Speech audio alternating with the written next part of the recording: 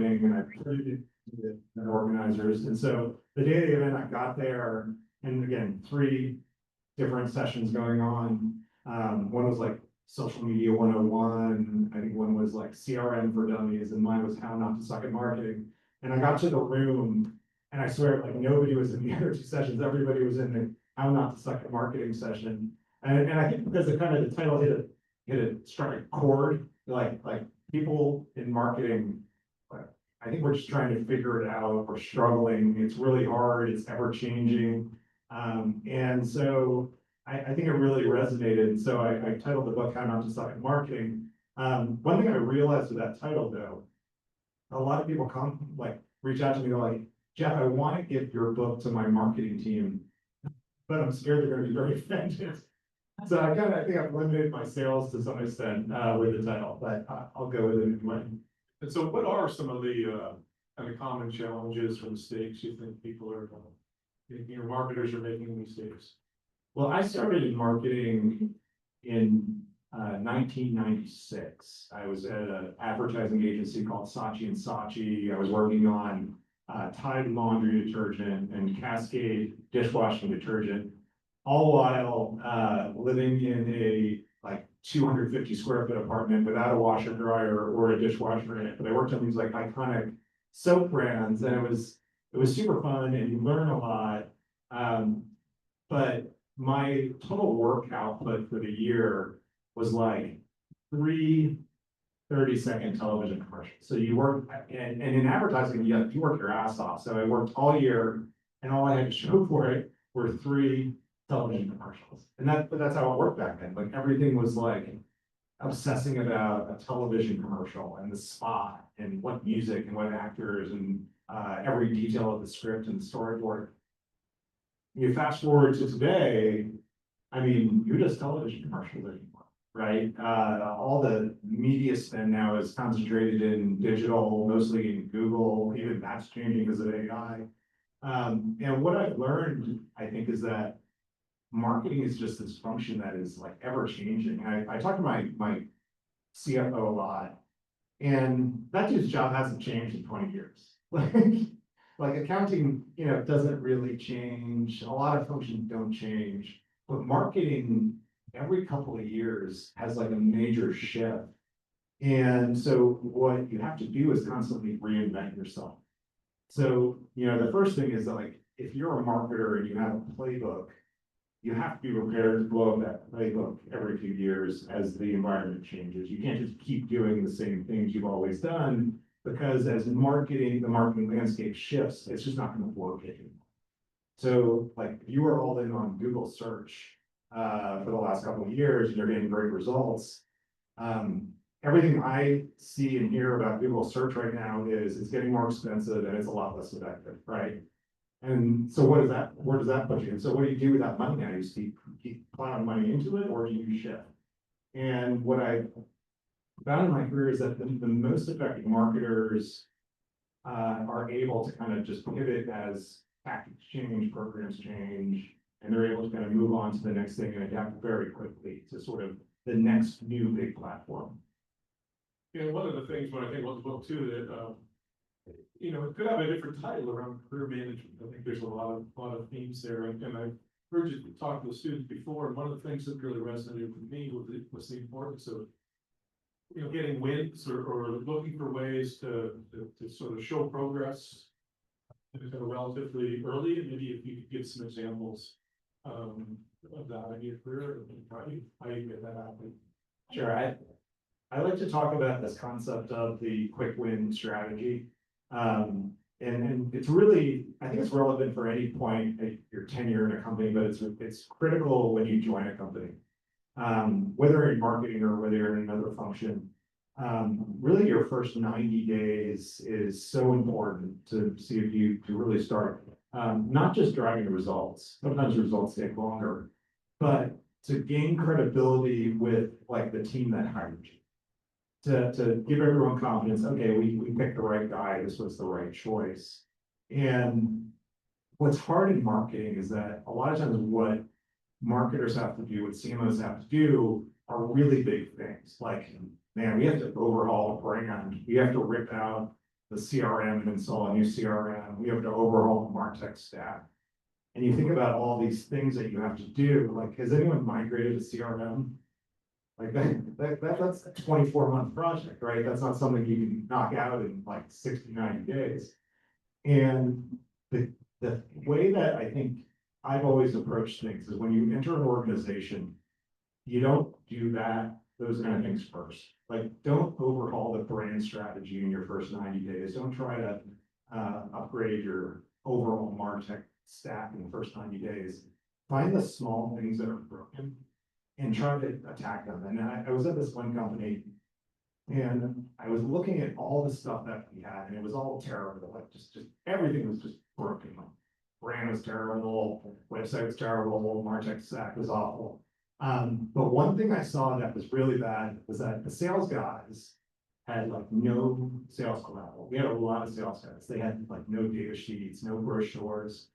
And I just said, I was like, well, maybe I could do a brochure for the sales guys. Maybe they would like that because they would complain about this all the time. Like, oh, we don't know what to talk about. And then even if I looked at like the PowerPoint presentations, the sales guys were giving to clients, they were just terrible. It was like they were using clip art and everything was just bad. And I was like, well, maybe I'll do a brochure and I'll do a PowerPoint presentation for them.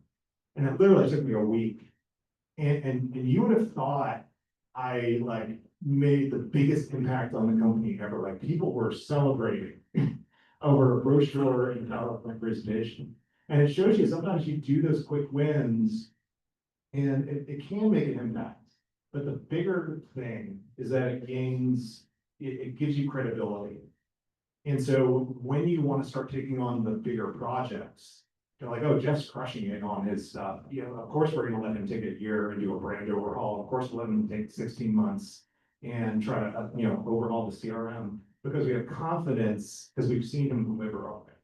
So quick win strategy, find those things that you can do fast, get runs on the board, and then move on to the bigger project later on.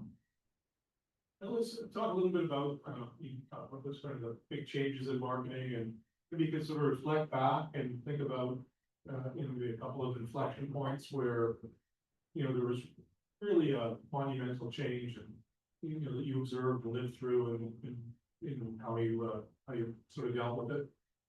And probably we're actually going through an enormous change right now with AI, but I'll kind of take a step back. So the first big shift was digital. So the shift from, the three kind of key mediums, which were TV, print, radio, all of that money started to migrate into digital, especially with search engines and money migrating to search engines. So I was kind of at a front row seat. I was working in digital marketing at an agency at the time and saw just this flood of money coming in. I worked at an agency, it was called GDB in New York. And one of our clients was Mobil. Before it was ExxonMobil, it was Mobil, the oil company. And then they merged with Exxon. And they were doing this, I think they were spending $100 million to launch the rebrand of ExxonMobil. And they gave us $10 million to spend in digital.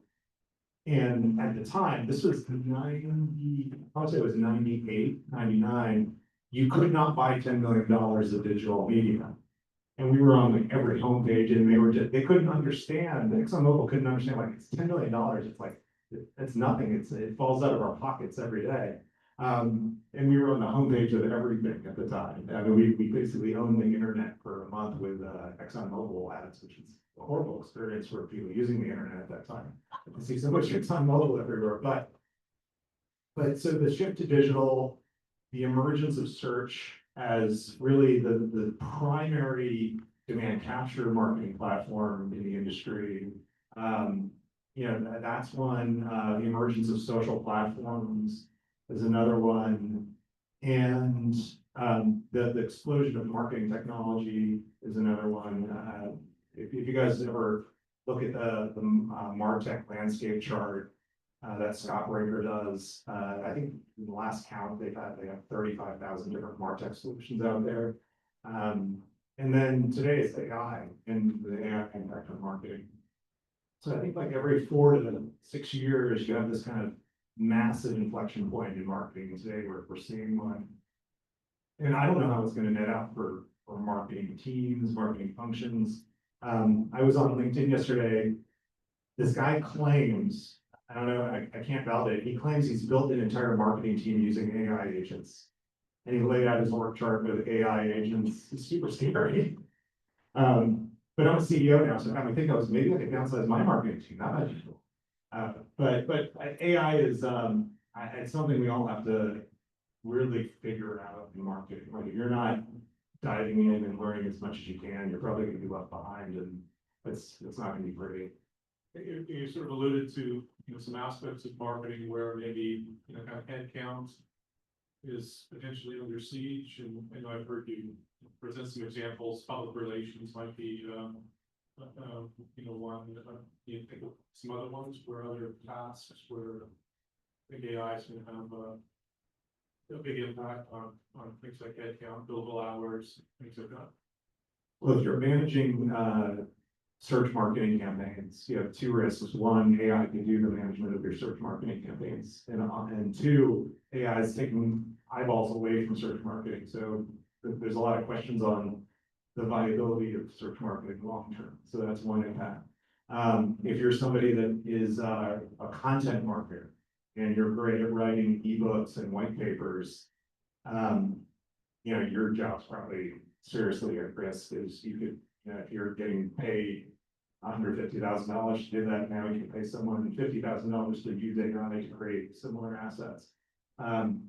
If you're somebody that is doing copywriting and for advertising, there's a lot of risk there. So I don't know. I mean, I use AI a lot. I think it's a great thought partner. I hope I wouldn't be replaced by AI. I just use it as a tool, but it's pretty scary how good AI has gotten in such a short period of time. I look at my business too. I'm in the music business.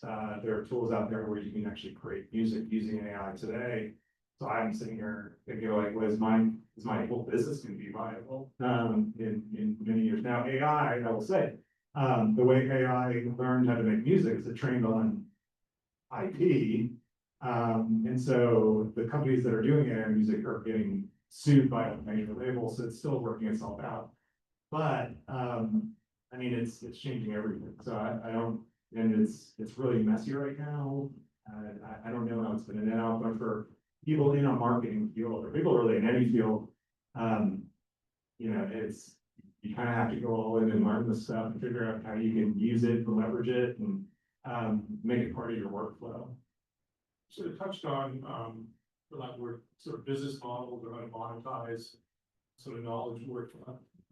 A couple months ago, there was a stylized example in the Wall Street Journal. It was something like, hey, let's say you want a tagline, the legacy approach would be, find an agency, maybe they would charge you, 8 billable hours, come up with, 8 or 10 options for you to look at. And now it takes seconds to come up with those 8 or 10 options. And so, how do you then monetize that work? How do you, what's the business model around things when you were historically, the unit of analysis was the billable hour? It was more on inputs. You see it moving more around the outputs and the deliverables and things like that.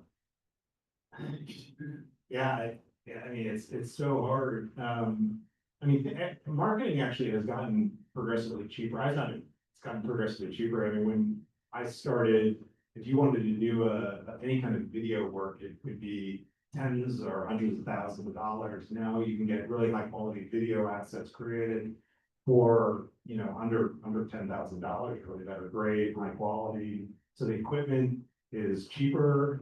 More people have the equipment. They learn how to do video work. I tend to think you still need people involved, especially people with good taste that could be sort of arbiters of what's good and what's not. And I think that's going to be a big differentiator for a lot of brands going forward, because if everyone's just getting their taglines from AI, writing their ads with AI, and if the people that are taking that input maybe don't have the best taste, I think the brands that have better taste are still going to be able to break through, which is kind of how it's always been, right? You know, the brands that really have the best design, the best copywriting, they've always been able to stand out. I think that's gonna keep being true. But it's gonna give a lot of brands maybe that couldn't in the past afford to get the kind of services from like an agency like an Alloy. They're gonna have some options, and if they have people in the organization with good taste, that they're able to kind of sift through the bad stuff and find real nuggets of gold. I mean, they're gonna be able to go really fast at a really low cost and probably do some pretty good work. Thanks. One of the things about your career is you've been both on the B2C side and extensively on the B2B side. And so maybe you could talk a little bit about some of the differences and experiences. And I think as an audience, as you're talking, at least from my perspective, I'm thinking of examples or anecdotes from my own personal life. So I'm thinking with a B2C background, but you've got a lot of good insights on the B2B side. Yeah, I've always, some people in their careers stay in like a lane, like I'm gonna be in B2B SaaS, or I want to be in CPG, or I want to be in services. And I've always, maybe it's because I think I'm a little ADD, but I've always jumped very, very different kinds of roles. So I was in advertising really on some big consumer brands, mostly B&G, and then went to work at Auto Trader here in Atlanta. But I was doing B2B marketing at Auto Trader, but Auto Trader is the consumer brand also. Then I went into a company called PGI, which was in the web conferencing space. Went to a company called QA Symphony in the software testing space. Then went to ParkMobile, the parking space, which was B2B and B2C.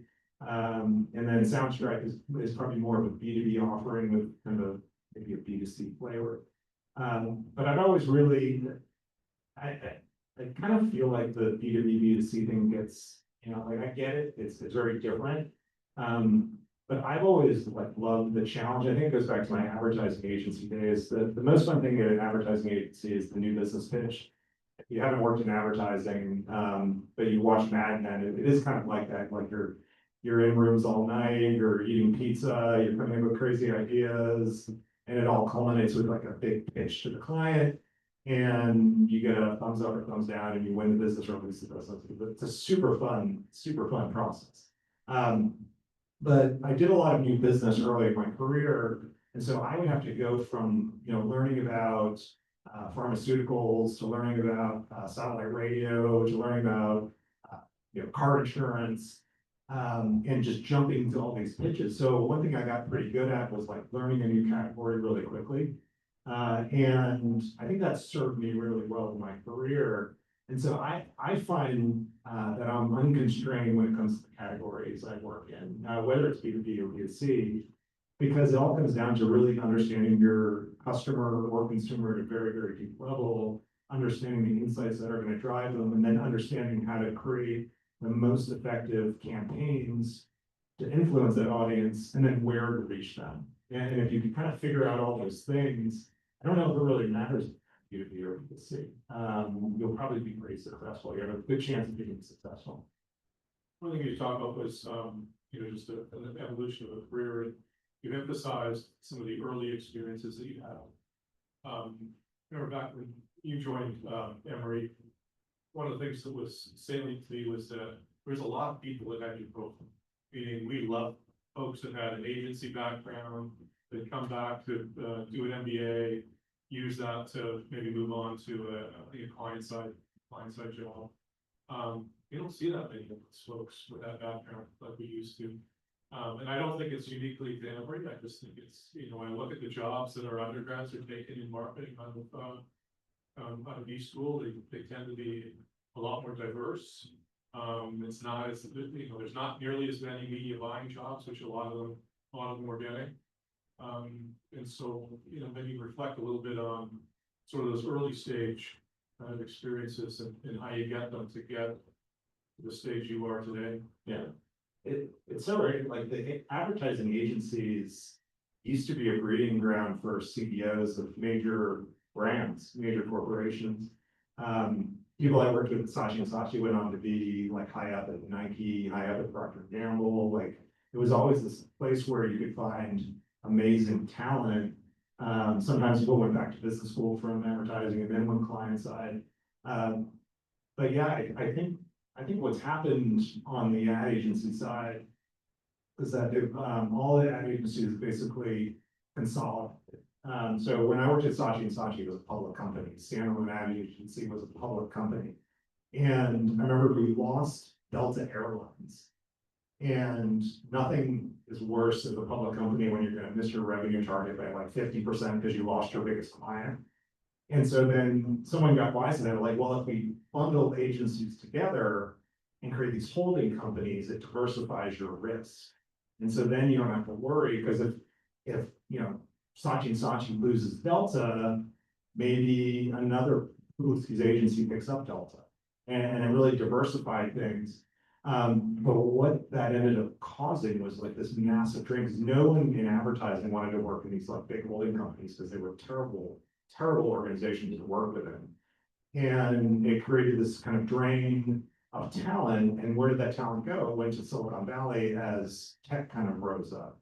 And so a lot of people who probably would have been traditional advertising people, they all went in-house marketing at Google, Facebook, and that's where all the talent base kind of migrated to. And so there's, yeah, it's a interesting thing to see. So now if you want to be a CEO of a company or be a CMO of a company, getting an ad agency start probably is probably not as relevant as it used to be. You're probably better off just going into a company, finding a tech company where you can be a associate brand manager, associate marketing manager, and working your way up if that's your aspiration, and then jumping around and finding new opportunities where you could get some growth.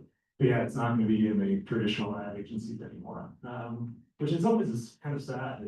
I think that business is, you know, especially the big ad agency business, it's you know, kind of like the old, kind of this old dinosaur now that, you know, you just wonder where it's going to be in the next 10 years. Certainly see that with enrollments in our advertising elective these years. Well, you know what's going on right now? It's like the ultimate sign of like the Cannes Film Festival is happening right now. And part of it is this advertising agency part. And I was like who would go send their advertising agency? Like, what advertising agency would send their personnel to Cannes? Like, there's a massive cost pressure. AI is everywhere. Like, I just don't get it. It's kind of a sign of like somehow that industry, they're still celebrating awards. and they need to be focused on like transformation and how they're gonna survive. I actually think the consulting firms, I think EY just announced this past week that they're building out this big marketing services division. And that's where you're gonna see a lot of these traditional advertising type projects migrate to, is probably these big consulting firms. One of the things, I wanted to kind of shift gears a little bit, and just the transition from sort of marketing to more general management, CEO.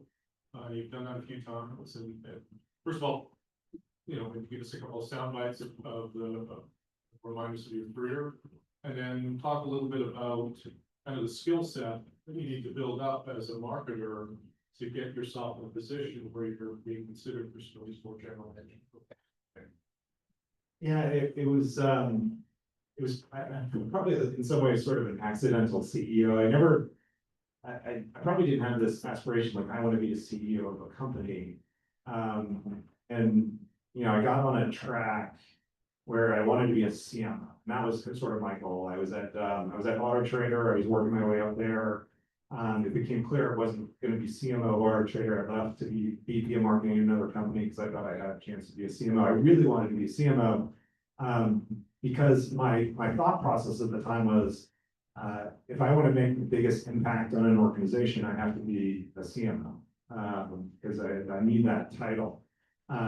And so I just always focused on like, how do I make the biggest impact? I want to get to the CMO title. And along the way, I started just taking on any project I could get my hands on. So when I joined this company, PGI, I joined as a VP of marketing, and they said, well, Jeff, you seem to be really tight with the sales team. Maybe we'll give you a sales team. So then I was VP of marketing, and I had a sales team reporting to me. Then I went to ParkMobile, and I started ParkMobile as the CMO, and then our head of product left. And then I said, well, Jeff, maybe we'll make you head of product and marketing. And then our CTO left and they said, well, maybe you could step in and be interim CTO for a minute. And I think the lesson was that, you always have to look if you're interested in career growth, you got to do your like core job responsibilities really well. But then you also have to look for ways to kind of expand your portfolio along the way and take on more stuff, maybe even more stuff that you can handle, maybe stuff that's actually totally outside of your comfort zone. Like I didn't know anything about running product when I took on product at ParkMobile, but I had a good team under me, kind of figured it out. I definitely didn't know anything how to be a CTO when I kind of took on interim CTO responsibilities. But then when our CEO ended up stepping out, when I was at ParkMobile, I was CMO, head of product, and CTO. And so they're like, well, might as well make him CEO because he's running 75% of the company. But it was just because I was always that guy who was willing to take on the extra responsibility, take on the extra work. And that's kind of what it takes to get to that role. And so that was probably my biggest lesson is you have to be super lucky. I mean, there's only one job at the top. Even if you really want it, you have the skills and experience, and there's probably plenty of people who are not CEOs that are way more competent, qualified than I am. But I just happened to be in the right role at the right time when there was an opening, and I was able to get that spot. And so that's probably the biggest thing. The second is you really have to love dealing with the fire drills that come along with being a CEO. It's rare that I jump into like a one-on-one with any of my direct reports. And they're like, hey Jeff, let me give you some good news. Like never. It's always like, here's a list of everything that's going wrong. Here's why, I'm not getting what I need from this person, or these people are fighting, or there's this issue in this team. It's just a constant barrage of bad news in a lot of ways. And so you have to be someone who could kind of take that. Like if you're someone who like your hair's on fire, if you get like any kind of bad news, it's being a CEO is not for you. But I think the way I've always been a bit wired is just kind of calm. I take things as they come, very measured. And I really like to find solutions to problems. And if you're someone who likes to find solutions to problems, it's kind of nice when people bring you to problems because you immediately are like, all right, let's see how we can fix this, or let's see how we can try to make this better. And that's probably the biggest thing. And then the last one is just around like the people dynamic. Like you gotta like people, you gotta like to lead people. You have to be someone who can kind of communicate very effectively and tell a story. So those are some of the things that I think help me make that transition into the CEO world. And I'm a relatively new CEO though, so I'm still getting used to it. It's not without its daily challenges. You also have to figure out how to manage a board, and that's one other thing. So that's great. So I'm just looking at the time. So I'll take another sort of 3 or 4 questions, and then we'll open it up to the audience. And the first ones are just around LinkedIn. So I think about people that are very visible on LinkedIn that have kind of used LinkedIn, to. I actually think, I enjoy reading your posts. It's all AI. Most of them are informative. It's just a lot of fun, and you just seem to be having a lot of fun at being out there on social media. Just can you talk a little bit about LinkedIn? Is that something all of us should think about doing, and how much time do you invest? That's another thing. Question. I do. I post almost every day on LinkedIn. I'm a business, so 5 days a week on LinkedIn. I really enjoy it. It's become sort of a habit. So it goes back to my days at Auto Trader. Actually, I was working at Auto Trader. I had a great 5 years there, but I got to this point where I just hit the ceiling. I wasn't going to progress my career at Auto Trader, and I wanted to be a CMO. I was a senior marketing manager. I was like, well, I'm not going to be a CMO if I'm always a senior marketing manager. And so I started putting my resume together, and I started talking to recruiters, and I was like, so I want to be a CMO. Can you go look for CMO jobs for me? And they're like, Jeff, you're a senior marketing manager. I can't go put you up for CMO jobs. So I was like, all right, VP of marketing, they're like, no, you're either gonna be a senior marketing manager or maybe a director, but that's about it. And that was kind of sad. And I was like, well, I manage a 20-person team. I've got a $10 million budget. I'm making all this impact. I talk to the CEO at least like twice a month. I feel like I'm a marketing leader. I'm not just like some kind of marketing manager. And I'm like, yeah, but your title is senior marketing manager, Jeff. And so they started putting me up for these marketing manager, marketing director jobs. And I go in and, a lot of these people are like, oh, we'd love to hire you. And then they're like, how much you get paid? And I was like, well, this is my comp at Auto Trader. They're like, what? That's way too high for a senior marketing manager. And I realized, Auto Trader and Cox, if anyone works there, they kind of, overpay on their title sometimes. But so I didn't have the title to get a VP of marketing job, but I was paid too much to get a senior manager or a director job. So I was in this total catch-22.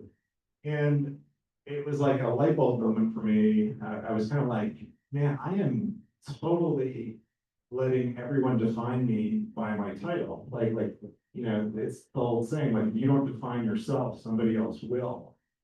And I was like, I feel like I have a lot to offer. I've done great work. I have all these case studies and things to show for it. And I just I wasn't telling my story that well. And so I started did two things, or three things. I started writing a blog.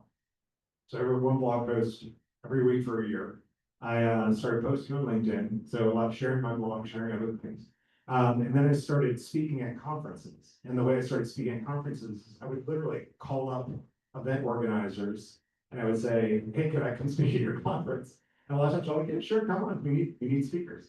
And so every week I was looking at what conferences were coming up and I would start like speaking at all these conferences. And I started putting myself out there, but when I would put myself out there, I positioned myself not as a senior marketing manager, but as a marketing executive from Auto Trader. And so after about 3 months of doing that, I started getting all these calls about VP of marketing jobs.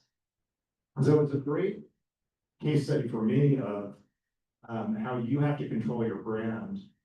And a lot of what I do on LinkedIn still goes back to if you look at my LinkedIn posts, they're pretty intentional. It's a lot of it about leadership.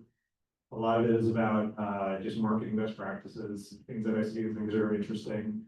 And then I sprinkle in things like my personal interests, like running, my kids, my dogs, because people get pretty bored if it was only with my lessons about leadership and a lot about my company too. Because I think LinkedIn actually has become, because I have a lot of followers on LinkedIn now, it's become a great marketing platform for the companies I work for.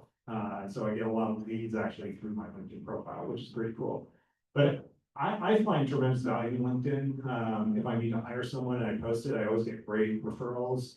If I'm struggling with something and I ask a question about it, I get a network of people who come to me. I've met a lot of great people through it that I probably wouldn't have if I didn't put myself out there. And so, it's not for everybody. And people always ask me, like, should I do this? So it's like, well, it's really up to you. Do you want to put yourself out there in this way? But I found that it's been highly valuable to my career from a networking perspective, from just a learning perspective, from a business development perspective. So, but it's not something you do overnight. You have to commit to it, but I found it to be fun. And the great thing about LinkedIn compared to other social networks, LinkedIn's super positive. You rarely have people there that are like, if you go on Twitter or Threads or Facebook or Insta, it's just terrible. Like if you have any like hot takes on anything, people just kind of trash you. The great thing about LinkedIn is everyone knows who you are. Like that you're not anonymous. And so people are generally very nice. They're very, it's kind of like when you go to a networking event and everyone's super nice. And then, then you go to like doom scroll Twitter and you're like, God, people are the worst. But I mean, it really is a very pleasant, nice place where, even if you disagree with someone, it's always very, very nice the way people debate. So I highly recommend it. I think it's been just a great asset for me in my career. I really value it. I mean, you sort of live through work-life balance. I know you've done some marathons. You should be a shareholder in Peloton. Just talk a little bit about being purposeful the work-life balance. But, so there's a couple things in work-life balance. There's like, I'm married to a Zwitta grad who was in the class of 2004. We had, I was a second year, she's the first year. Now we have two Zwitta kids, so kind of a fun Zwitta family. But I am very intentional about, what's very important to me in my life is like, I want to work hard, I want to win, I'm very competitive in business. And I just do a ton to make that happen. But I kind of put guardrails up when it comes to like, I need my time with the kids. And it's really important. Like I have a 17-year-old, she's gonna be out of the house in another year, so like we're looking at colleges. And that's where it's at, right? It's like, so, I don't regret anytime I had to not go to a meeting or not go on a business trip because I wanted to go to a volleyball game or spend time with the kids. Just make it a priority. And, people that work with me or people I work for just know it's a priority. And so that's really important. The other part is fitness. And fitness is both, I see in a lot of ways, I think it's an unlock for business performance. Like I feel like because I keep myself physically fit and I do Peloton, if you want to ride against me on the Peloton, my leaderboard name is Bald Guy. BALDGY. And there's a lot of bald guy like O1 or there's a big bald guy. Just look for bald guy. That's me. So I'm big into the Peloton. I'm totally going through my midlife crisis now because I picked up marathons a couple years ago. So I've run 2 marathons in the last 2 years. I have another one coming up in October. But I have found it's a bit of an unlock because, you think about all the things in work, in your professional life. I mean, it's all very hard. And, fitness just keeps you mentally sharp, increases your energy levels. I've just found it to be an enormous asset to me. Like I'm going to New York after this, I'm going to New York. And like tomorrow morning, I'll be up at, very early running Central Park. Just, I just have to make time for that. And if I don't, I'll just go stir crazy. So it's just become an important thing. And I think if you read a lot of studies about fitness, I mean, there's so many benefits that lead over into your personal life, into your work life. So I always think it's just critical to make that a priority in your life. You mentioned how, scary the thought is of being an empty nest, or like from personal experience, what gets scary is that you have to start carrying a conversation at dinner. And so be prepared for that one. Just looking at the time, do we get about sort of 10 minutes or so, maybe questions from the audience, either people that are here in the room or potentially online. And so I see one hand up right in the back. Anyone who can help us? Tell us your name and what you're up to these days, and if you're an Emory affiliation, would we like to obviously hear that too as well. Absolutely. My name is Ozzy Huff, a recent MBA graduate, 2025. Thanks for the conversation. I have a quick thought exercise for you. My hypothesis is that AI agents will someday make our decision to purchase, whether it's B2B, B2C. So how do you market to AI agents? Well, the way you do it now, I agree with you, actually. I think more and more you're seeing, and we see this actually too, with Soundstripe. I look every week at our, what we call our referral traffic to our website. And the ChatGPT and Perplexity referral traffic like exponentially increases every week. So people are going to Perplexity, they're going to ChatGPT, they're saying, I'm looking for royalty for music, or I'm looking for music for my television commercial or movie. And we're coming up with some of the lists there. So what's key is that you are doing the things within your marketing, just basically your content or website that ChatGPT likes, or that Google Gemini likes, that Perplexity likes. So there's a lot of effort now, a lot of attention on, all right, what content you have to create that's going to basically put you into these lists on the search engine. And sometimes that's content on your own website, like our SEO agency recommended we do these FAQs that are in all of our pages now because the AI bots really like FAQs.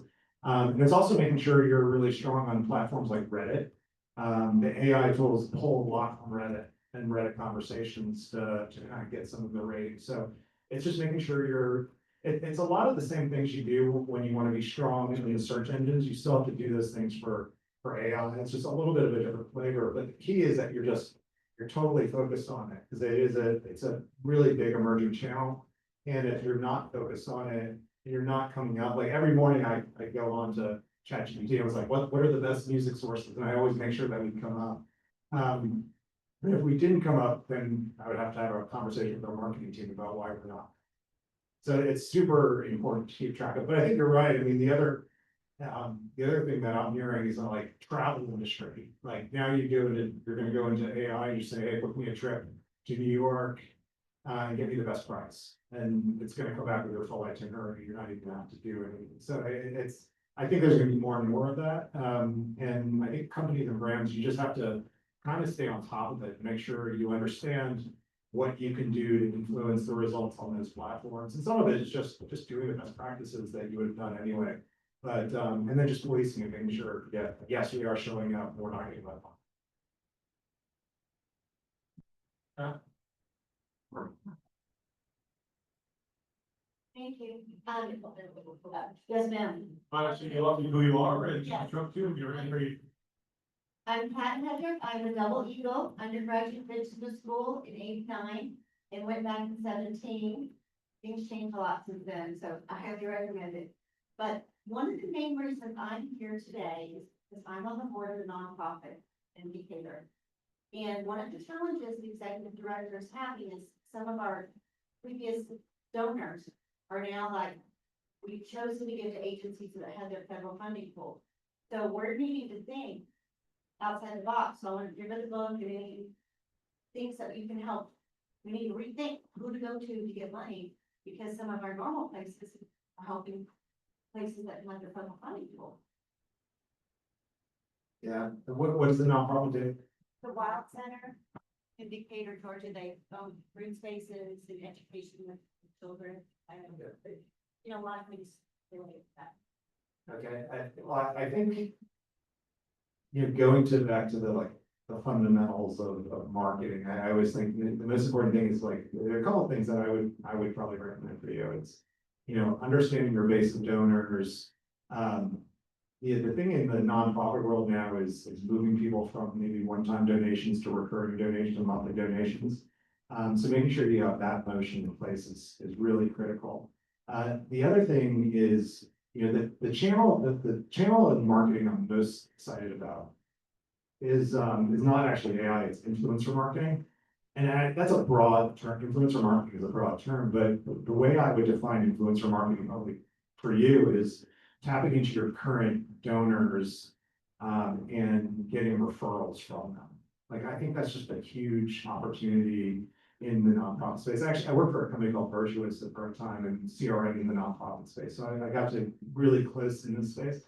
But that's probably a big one is getting in there, tapping into your donor network, getting really strong referrals from your donors to other people in their networks. That would be one. Two is looking at how you're telling your story and seeing if you could tell your story in a bigger way across different platforms. I think some of the most successful nonprofits that I worked with in this past company were going all in on video content on Instagram and having amazing success in driving donations with that. Now these were a couple of them were animal rescues, so that's pretty easy for them. But you have a story, and we did an event with an animal rescue going thing lately, and so now maybe I didn't do the future to do this one thing for animal rescue. We should find more video. yeah, I mean, it goes back to the core. The core of marketing, which is storytelling, which again is something I don't think AI is ever going to replace. It's like telling great stories.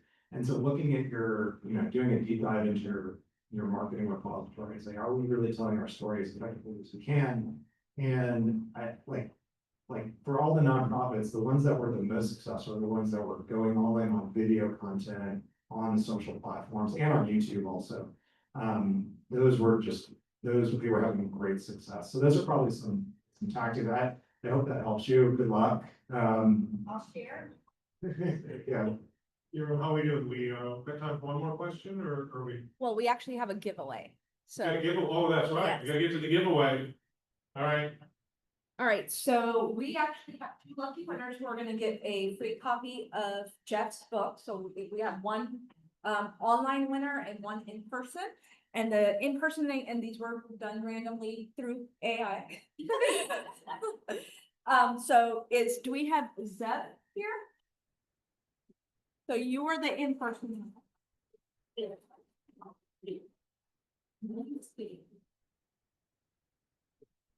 Zeb is my former ParkMobile colleague too, so. ParkMobile alumni. We've seen the early drafts. We're waiting now for the online winner, is that? Yes, sorry. There seems to be a little delay. And I'm happy to sign the book for you. It'll be worth like, if I sign it, it'll be worth like tens of dollars. I'm talking. I wasn't leaving without it. All right, and our online winner is Andrew Stein. Up in New York. I believe so. I'm not sure, honestly. All right, well, I want to thank you guys once again for being here tonight. We will have more networking, plenty of food and drinks for you guys. Jeff will be here for a little bit to sign books. As he mentioned, he has a flight he has to catch, so we're really thankful for him to be here. So I have a little something for you guys too.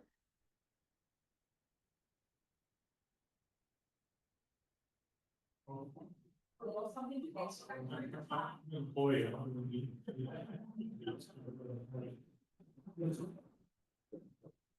So with that, I'm gonna kind of open up the networking and everything, and thank you to our Zoom people. I know it was a little, the sound was a little hard for them with it, because they were picking up the air conditioning. So thank you guys for sticking it out online with us. We will get you the recording and, the key takeaways from tonight's. Thank you guys for being here. Super, thanks much.